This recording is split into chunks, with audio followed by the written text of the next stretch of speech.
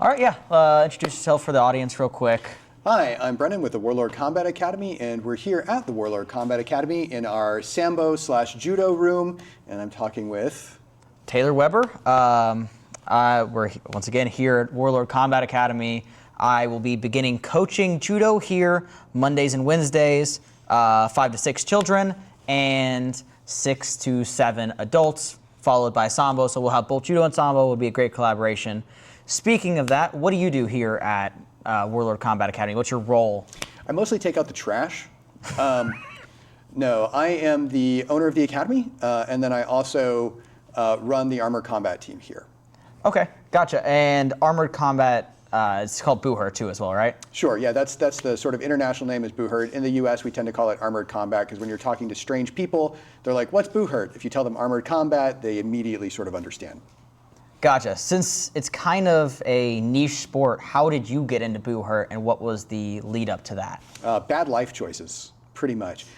So what happened is I've been doing some sort of combat sports, sword fighting specifically, since I was 14. And as I've done it and I've gotten progressively better at it, I'm like, well, what if it was more intense? And what if it was more dangerous? And what if it was really stupid? And then eventually I ended up doing full contact, full speed, live steel, full armored combat. And man, that was a terrible choice. But here we are. Okay, gotcha. And how did you come up with the name for the Warlord Combat Academy? How did you come up with that? What does it mean? So actually the term warlord comes from my original sport, which was doing foam fighting, which was doing like LARP combat, but very sportified versions of LARP combat. And the term warlord was applied to people who were able to win tournaments by sweeping the tournaments. So you'd have to sweep the tournament and get 21 consecutive wins in a row across a series of different categories, so sword and shield, single sword, polearm, that sort of a thing. And it was very hard to achieve. Out of a group of tens of thousands, there were a dozen or so people who could do this at any particular given time. So it's a merit award for being able to beat everyone else while never losing, essentially. Okay, and do you have that title? I do. I have that title, and then also several of the other people who participate on the team also came from that background and also have that title. So Brett and Adam are also actual warlords. Okay, gotcha. And we were talking a little earlier about that, and you said people will stack warlords almost. Not that you can get it again, but something like that. So explain that a little bit. Right. So after you get the warlord, after you've won your 21 fights in a row across your tournaments or whatever, that's the end of it. That's right. That you get the title. There's nothing sort of beyond that. But amongst the people who did it, we would just informally kind of keep track of, okay, well, how many times have you done it, right? Or how long of a streak have you gotten? So you get people like, well, I qualified for warlord 3 different times, which means they got a warlord streak of 21 plus in 3 separate tournaments or across a number of tournaments or whatever. My longest streak was 45, which is an unbroken streak of 45 wins across 3 different tournaments in 3 different areas on consecutive weekends. So it was literally, I started in Dallas, won a big tournament. I went to Austin, won a big tournament. Then I went to Houston the next weekend, won a big tournament. So it's just literally going from one region to another and taking their lunch money, more or less. Yeah, so you're a world champion, and is that the world record for the most, if you were to guess, or do you think someone else has beaten you by now? I would hope someone else has beaten me by now. That would be really nice, because you always want to keep things moving forward. It was the most at the time that I got it, at least for the several years following. Okay, awesome. Shifting a little bit, what all programs do you have here at Warlord Combat Academy? And tell me a little bit about each of them. Oh, so we've got a lot of different things here. We've got Armored Combat, obviously, and we're Armored Combat World Champions several years in a row now. We also have HEMA, Historical European Martial Arts, and that's more of a unarmored but historical sword fighting. So it is blunted weapons, and it's more light contact. There's not a lot of grappling. It's more focused explicitly on sword-to-sword combat. Then we have lightsabers. We've got Starbird, and that is actually very similar in rule set to the HEMA combat, but it's very Star Wars themed, and it's a lot of fun, honestly. And then we've got Judo now. Yes. So thanks for that. We're excited about that. We've got an official Judo program. And then, of course, we've got a Sambo program as well. Sambo programs with us for a couple years, and I know that they're just really fantastic, and they're really involved with the community and always keep it moving forward. So we've got a number of different things that we do here. Okay, and going back to your specialty of Buhurt or armored combat, I know there's different divisions, right? Tell me a little bit about those different divisions, how you win in each one of these, just a little bit. So you're talking about the melees versus pro fights and Melees, duels? pros. I don't think for the audience, a lot of people might not know what even a melee means. Oh, sure, yeah. So a melee is it's like a barroom brawl in armor is really the best room to think about it, because it's 5-on-5 at a base. So you've got 5 people on your team, and there's 5 people across from you, and you're in the ring, which we call a list, and it tends to be about 30 feet by 50 feet. So it's 30 feet wide by about 50 feet long. That's kind of the standard size. And your goal is to physically put the other team on the ground while yourself remaining standing. And there's a bunch of different ways you can do that. You can hit them with weapons, you can make them quit, right? You can hurt them so they can't participate, or you can just trip them and put them on their ass, whatever works. But that's sort of the basis of the combat. And it goes from 5v5 all the way to 120 on 120. So it gets quite large. And I really, that's my focus. I really enjoy that. Then there's pro fights, which are one-on-one fights, and they're really armored mixed martial arts. They have a ground game, so you can pin for the win, but you can also ground and pound. There's throws, there's weapon striking, you can kick, you can punch. The only thing that you cannot do is joint manipulation inside of our rules. So no arm bars? No arm bars, no locks, anything like that. But if I can pin you, I can submit you. That's okay. What that is. And then there's duels, which are one-on-one fights, but it's just weapon contact that counts for points. So that's a lot more technical in some ways, and from a sword fighting perspective, but I find it less visceral. I find it less interesting. Okay, gotcha. That makes sense. And so it's largely about the takedown. What sports, and you do have striking as well, what sports have you seen come into Buhurt, and how did they do? How did that affect the decisions they made originally in their performance? So I think there's 3 really big sports that translate into Buhurt well, just off the base. And the first one, surprisingly, is football. If you were a good football player, if you were in high school football, college football, you already have a good training acumen, you know how to learn things, you know how to physically push yourself, you know how to operate in a team environment and to watch the field, which is a huge deal. And that gives you a really good basis to be able to participate in a team fight and to know your role and to kind of do that. We still have to teach you takedowns, we still have to teach you striking, but teaching those things is something that's very doable, right? So being a good football player is a great base for it. The next one would be like wrestling, which gives people typically good top control. The rules in our sport discourage or make it difficult to leg shoot, and you have to stay up at all times. So like a lot of the dropping leg shoots and double legs and things don't translate, but the snap downs translate really well. The grip fighting translates really well from wrestling.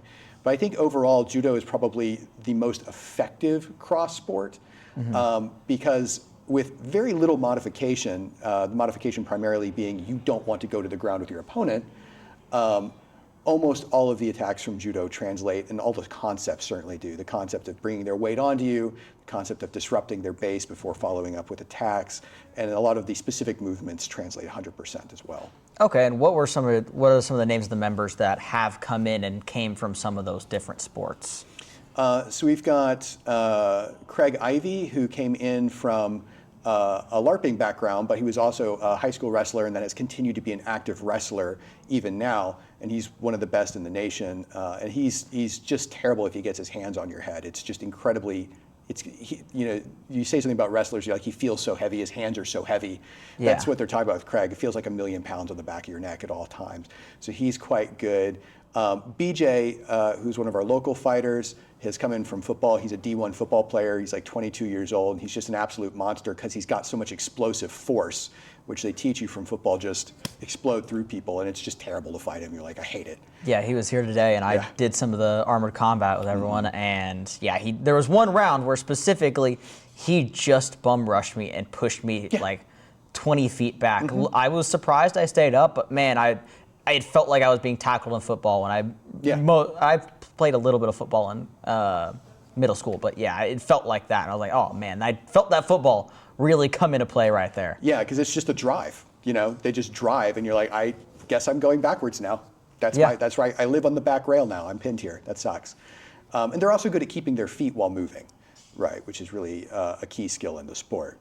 And then Sean Hansen has come in from a wrestling background in high school. And that, I think out of the team, he's the hardest person to put down defensively. His offense is a little lagging behind, but defensively is just no fun to fight because you're like, I don't know what to do here. I destabilize you and you immediately correct, or you move out of the way. So he's quite good, and his wrestling really comes through with that.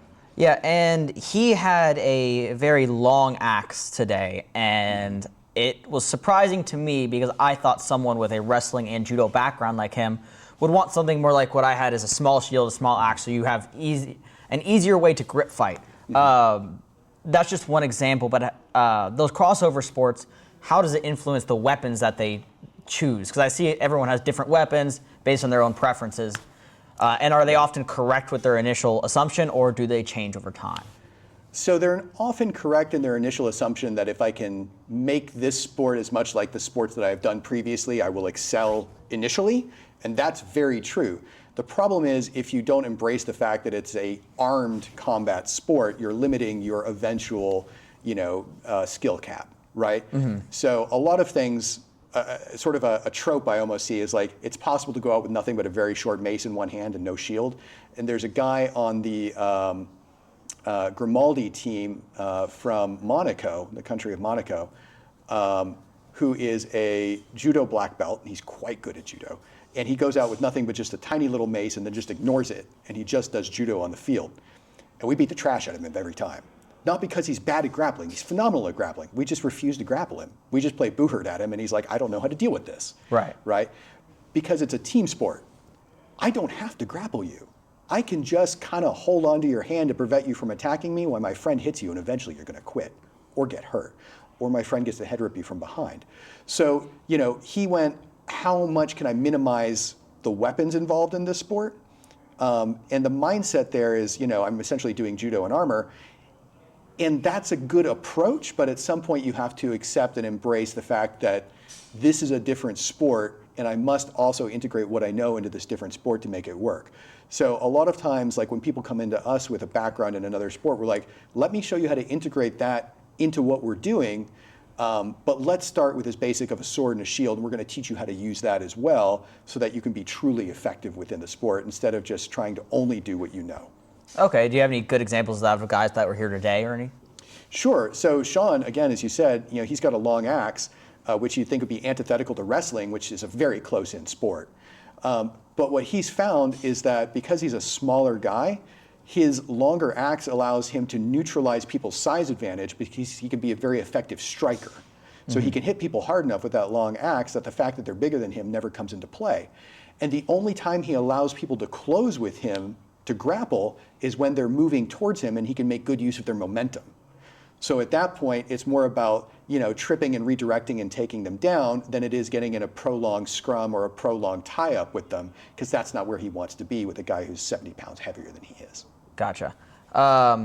Going into, speaking of like Sean and all the other guys in the gym, y'all compete a lot. What are some of the accolades that y'all have accumulated over y'all's time competing together? Oh, we've got a huge wall of medals out in the office. We've got just everything that you could possibly think of. But so we're national champions. I think we've done that 4 or 5 times across different leagues. We're regional champions. This year we got the conference championship for North America. That's really cool. We're the European regional champions, even though we're from here. We're the United Kingdom national champions, even though we're from here. That's interesting. They allow you to actually compete as national champions, because that's not when we're talking about like other sports like Sambo and Judo. I cannot go compete in the national championships for England. It's just not a thing for me. I find that very interesting. Yeah, well, because our sport is a little smaller than those and the community is a little tighter, and we're always excited to see other teams come, we'll almost always let people compete. We have very few closed tournaments. Now, if it's a selection tournament for who gets to represent us internationally, you can't win that spot if you're from another country, but you can absolutely compete in the tournament. So you get so when we were the UK national champions, we won the first spot. We got the gold medal. We were the UK champions. But the second team was White Company, which actually became the UK national team. And they represented them at World Championships. Okay, gotcha. And then, so obviously if you're traveling to England and you're the European regional champions and stuff like that, y'all are traveling a lot. Do you have any favorite like travel stories with the team? Anything funny or whatever? God. So my first ever tournament that I went to was in 2017, my first ever international tournament. And I flew to Scotland as part of the US national team in my rookie year. And I was an alternate, so don't get overly impressed. I was only there in case someone broke an ankle or something. But I was flying on American Airlines, call out, hate you American Airlines. So I was flying on American Airlines and I get to Scotland, I'm in Edinburgh, I'm at Edinburgh Airport, and all of the baggage for all of the teams are coming off. And I see a ripped up, shredded duffel bag coming out of the conveyor belts. I'm like, oh God, please don't let that be mine. Please don't let that be mine. Sure enough, it was mine. I had packed my armor in sort of a military duffel bag, and what had happened, as far as I could tell, is the strap had gotten caught on one of the baggage carts, one of the baggage conveyors that they use to load up the airplanes, and I think it had been dragged behind the baggage cart at high speeds for about a quarter mile, stuck by the strap, and it completely shredded my armor. It was like someone had taken a belt sander to my leg pieces. They had completely shredded my gambeson. And I was trying to do like massive repairs to my armor so that I could still participate in this tournament after having spent thousands of dollars and taken a lot of vacation to get over there. And it was incredibly stressful. So that sucked. That sucked horribly. I bet that. Yeah, that sounds awful. I've had a few things happen to me like that when traveling. Those little moments in between the competition are sometimes more memorable than the competition itself, at least for me. Yeah, I don't remember a whole lot about the competition. I mean, I do, but like the really memorable stuff is just watching that bag come off and going, please don't let that be mine. And then it was mine. Gotcha. And so y'all are world champions. How did it feel to win the world championships as a team? What was y'all's celebration like? So the world championship in the last one that was held, because they're held every other year, was in Prague in 2023. And that was the first one that had been held after COVID. Okay. So it was kind of a big deal, and we're very excited about it. But we had gone from being sort of a middling team before COVID to being, one of the best teams in the world post-COVID, because we spent all of COVID in here training and isolating with each other. So that was interesting. But the actual tournament itself that determined the 5 championships was, I think it was 17 hours long. So I was in armor for 17 hours. We got up and we were in armor by 7 a.m. and then we didn't stop fighting. Our last match where we won was at 1 a.m. So our celebration was mostly taking our armor off and falling over. I mean, we were very excited, but you can only be so excited for so long when you're exhausted. Yeah. But it was just a nail biter of a match. We were fighting against White Company, which is the UK national team. And it was just pouring down rain. We were fighting in the mud. The mud was up to, your ankles, and it was hard to move around, and everything was slow and a slog. And it was just this absolute grind of a fight in the rain. And it was actually kind of magical. That sounds like a movie scene sort of thing. Like having all that happen, it's the last hour, like gladiatorial, almost like it always gets so that sounds actually really cool. Yeah, that sounds. It was really cool. And for the thing that I remember the most about that tournament was actually that just by some luck, I had a completely perfect tournament record that match. I did not go down in a single round, which was more down to just being in the right place at the right time. But like it was still pretty cool because all of my teammates were completely covered in mud, and I'm like, how did you guys get dirty? You're the one last knight in shining armor standing there, exactly. And I was, one of the last 2 people up at the very last round when we put them down to win the match, to win the championship, and that was really cool. Was there anyone else, especially guys that were here, that impressed you that day, or was there? Oh, they all impressed the hell out of me. Ironically, while Adam was on that team, his armor did not show up. He showed up, but his armor didn't make it onto the plane. Oh, I've had that happen. It's awful. So he had to borrow someone's armor that didn't fit correctly. So like we were fighting down a man essentially because we didn't want to field him because his armor was a little sketchy. So it was 7 of us rotating through. And Brett always does amazingly good work. Joseph and Johnny from the team always do amazingly good work. And you've watched Johnny fight, and Johnny is just an absolute machine. Yeah. And he's an absolute pinball, but his ability to be that was very limited by the fact that the mud made it hard to move. So it was easier to pin him down and grind on him than he really wanted. So it limited his impact. But everyone just played their heart out. Everyone left everything on the field, and it broke our way. Okay. Awesome. That's really awesome. Let's bring it back to Warlord Combat Academy as a whole. So I'm starting the judo program. You coach the Buhurt program. Tell me a little bit about the Sambo program's impact on the club and Warlord Combat Academy as a whole, how Julian coaches, how you met him, how he got to be here, that sort of thing. So we hooked up with Julian through a mutual friend who knew both of us, and I think it may have actually been Sean. Sean was like, oh, I saw these guys, they were posting around, and they may be looking for a new space. So I reached out to Julian, and we met up, and I was really excited to get a grappling sport, like a traditional grappling sport, into the academy because I knew it would be good for my team and for me personally. And Sambo is really just an excellent all-around sport, especially if you're doing sort of traditional mixed martial arts. If that's really the direction that you want to go, Sambo translates to that super well.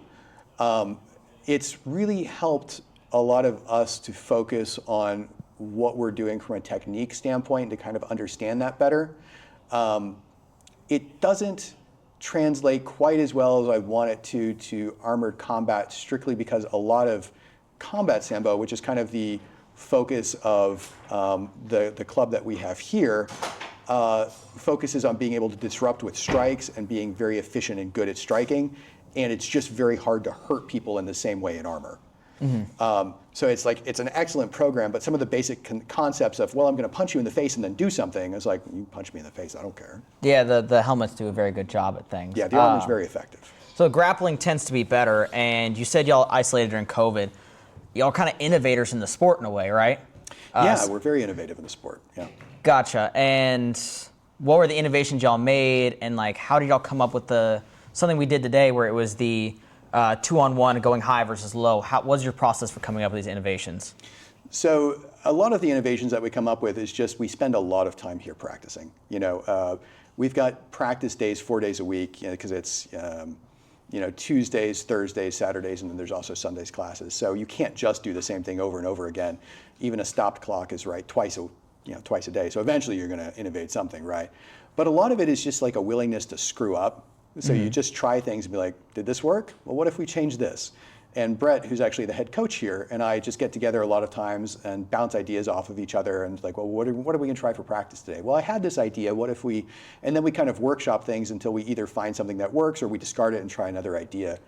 Probably the biggest innovation that we've had at the Academy is we popularized what's called the 2-1-2, which is the starting lineup that has become universally de facto accepted as this is the meta.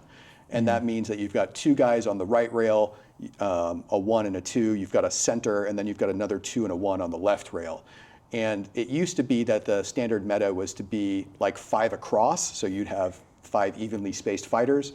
And it turns out that if you focus your strongest elements on the rail, it becomes a much stronger grappling game, and it gives you better opportunities to support each other. And we're very good at turning teamwork into takedowns.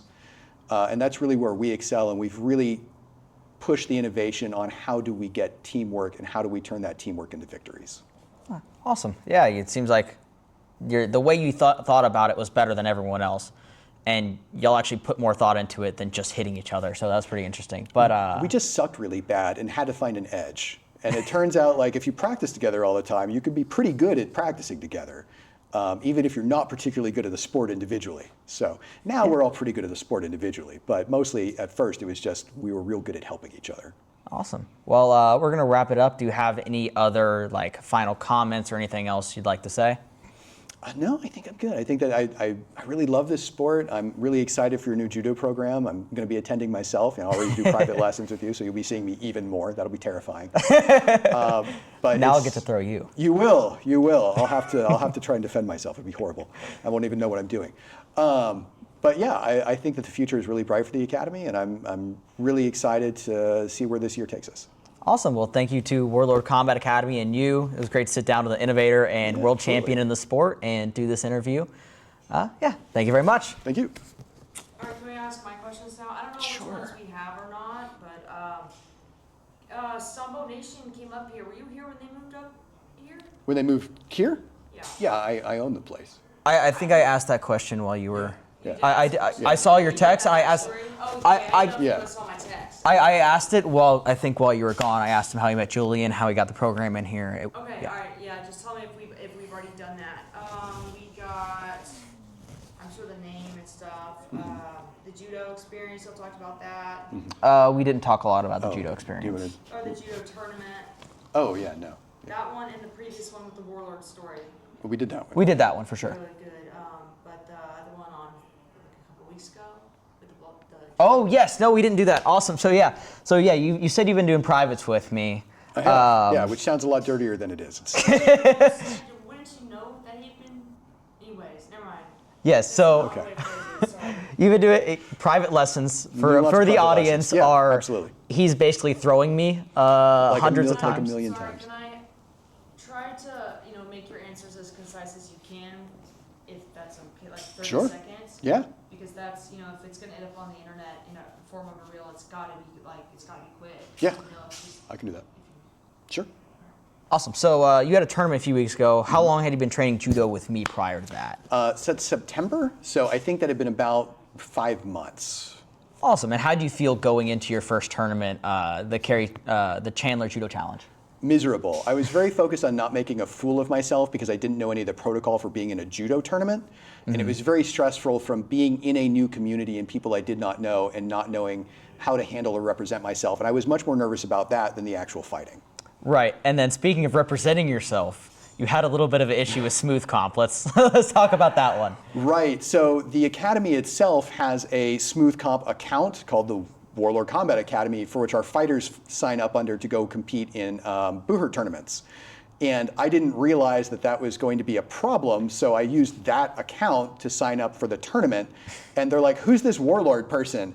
I'm like, "I put my name in the sheet in the information where you asked," and they just ignored that and used what was on smooth comp. So in fact, I went through the first tournament as Warlord, which is awkward, but there we were. It was fine. And speaking of that too, the age on the account is 73. Yes. So they put you with some geriatric guy. And Which I could have beat probably someone who was 73. It would have been fine. Yes, and Carrie had to call your name Warlord to Matt 3 on the loudspeaker. She loved doing that. That was a lot of fun. Yeah, she was very vindictive. It was good. No, she's got a great sense of humor, and I had a great sense of humor about it too. It didn't really bother me at all. I'm used to snafus like that. But yeah, it was awkward, and I've since corrected it, and I have my own smooth comp account now. Awesome. Yeah, and speaking of that, how'd you do at your second judo tournament? Like, what were the corrections you made, and how'd you feel after the issues with the first tournament? So the biggest thing was my level of comfort going into the second tournament was so much higher because I knew what to expect from the tournament, from like the format. And that made a huge difference. I could actually focus on the fighting. The biggest technical correction is I think almost every fall that I took in the first tournament was a drop throw. And so we just spent a lot of time going through drop throws and going how to counter them, how to sprawl, how to see them coming. And then going into the second tournament, when I was faced with that, which I was eventually in one of the later divisions, it was just very comfy for me. I'm like, oh, that's what you're doing. No, you don't get to do that. So that was like a very clear example of problem identification correction. I think it worked really well.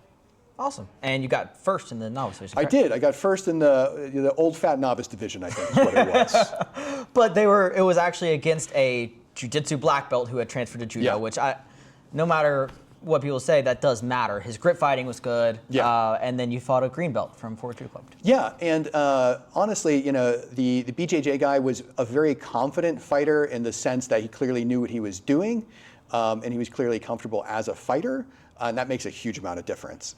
So you don't really see that in novices generally. And then, the green belt was very experienced and was a challenge because he was kind of a shorter guy, but also still had a lot of mass to him, so it was just strictly hard to move him. Yeah. And he was very comfortable making attacks, and eventually he made an attack, overextended himself, and I got him, so that was good. Awesome. Well, I guess at a white belt level or a novice level, Buhurt's better than jiu-jitsu in judo. Sure, as long as you've got 5 months of intense 3 times a week personal lessons, yeah, I'm sure Buhurt's better than. I wasn't trying to attribute it to me at all, but yeah, that certainly helps. Yeah, yeah. Well, if you want more of those lessons, I'll be doing those before the class here. Phenomenal. I highly recommend it. It was very worthwhile for me. Awesome. Any other questions? I think you've got most of these. You talked about like the team, the goals for the future, all that, like upcoming stuff for the team, the club. Upcoming stuff. I did miss the upcoming stuff. Yeah. What pro fights? What tournaments do y'all have coming up that are important? And just like what are the names? Like more specifics. So we've got a few things coming up. We're going to be in Omaha, Nebraska, March 22nd for what's essentially just a small regional tournament. We're actually taking this as an opportunity to take some of our beeline guys up to the tournament, give them some field time, and then just try some different things that we wouldn't try in like something we had to win. So it's good to go do these sort of, low-key tournaments sometimes because you get to experiment a little bit on people who don't know what you're doing, which is always nice. And then we've got Cincinnati Siege coming up Memorial Day weekend, which I think is May 23rd, 24th, 25th. And that's a more of a larger, it's a conference tournament, so it's a larger tournament and it's one that we want to win, so we'll be pretty competitive at that. We'll be taking our A lineup. And then the big thing that we've got coming up is, of course, Worlds in Visegrad, Hungary. And that is July 15th through 21st. And that is going to be, that's, all chips on the table. Got to win that one. We're really looking forward to defending our title. Awesome. Well, I think y'all get it again. Y'all are putting in a lot of hard work. We are. So it looks like hopefully we'll have 2-time world champions. Looking forward to it. Awesome. What about international? Any international things traveling overseas for? Well, we're going to be in Visegrad, Hungary. Does that not count? BJ, something about BJ. It was a BJ or a Cyrus. Yeah, it was the Worlds in Houston. International. So there's 2 leagues. Okay. There's a league that has a Worlds in Houston, which we're also going to, and then there's the international trip to Hungary, which is the larger league. So technically we'll be doing 2 world championships in different leagues. It's just complicated to explain to people. 3-time world champions. We will be, in fact, yeah. Awesome. Anything else I'm missing, or? You wanted to like what Cyrus is talking about, or no? Or who was it? Who were we talking about? Who were we talking to? We were talking to. I thought it was BJ or Cyrus. It was BJ or Cyrus. But that was about Houston. That's probably Cyrus. Cyrus, yeah, because he's on the. He's on the board of directors for that league. Yeah, that's that's what what it I was. asked It was about. Houston. Oh, did we talk about that? Yeah. Like the associate or federation of. Remember he said it. It was really long. The acronym. The International Medieval Combat Federation? Yeah. Probably that one. Yeah. Yeah, Did we went talk over- about that? Yeah, that's the upcoming thing in Houston. Yeah. Do you want us to talk about it? We can. I can explain it. Yeah. No, it's cool. Okay. Yeah. We're good? Yeah. Perfect. Awesome. Excellent. Thank you, guys. That's going to be a huge file.